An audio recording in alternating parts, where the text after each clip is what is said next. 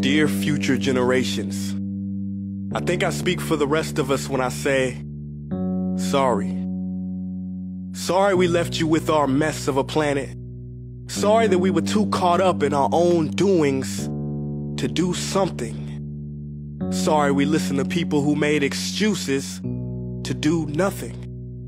I hope you forgive us. We just didn't realize how special the earth was. Like a marriage gone wrong, we didn't know what we had until it was gone. For example, I'm guessing you probably know it as the Amazon desert, right? Well, believe it or not, it was once called the Amazon rainforest, and there were billions of trees there, all of them gorgeous. And oh, you don't know much about trees, do you?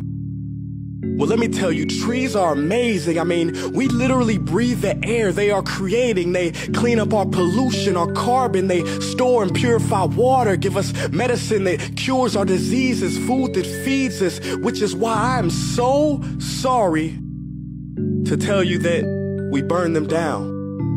Cut them down with brutal machines, horrific, at a rate of 40 football fields every minute. That's 50% of all the trees in the world gone in the last 100 years. Why?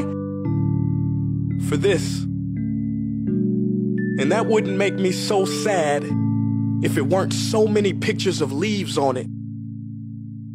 You know, when I was a child, I read how the Native Americans had such consideration for the planet that they felt responsible for how they left the land for the next 7 generations. Which brings me great sorrow, because most of us today don't even care about tomorrow.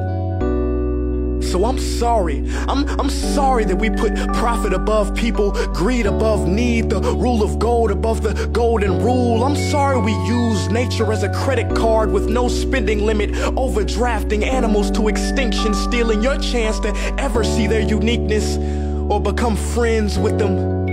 Sorry we poison the ocean so much that you can't even swim in them.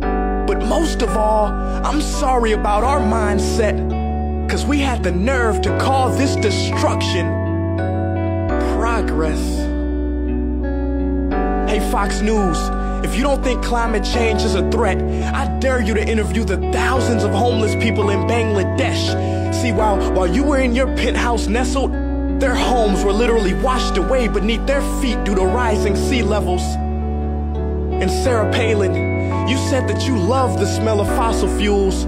Well, I urge you to talk to the kids of Beijing who are forced to wear pollution masks just to go to school. See, you can ignore this, but the thing about truth is, it can be denied, not avoided.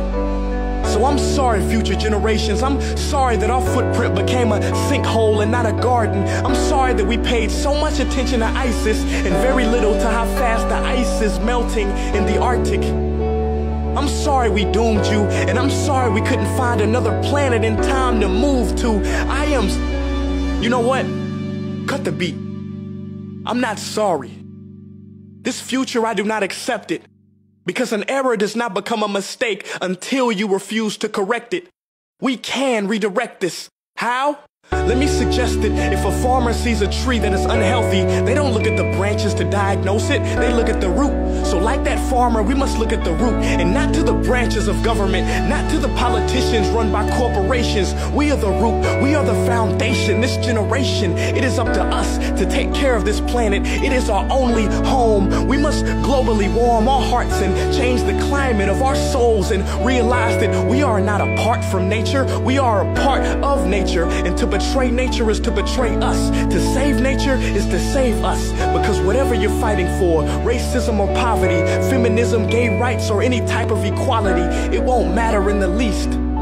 Because if we don't all work together to save the environment, we will be equally extinct.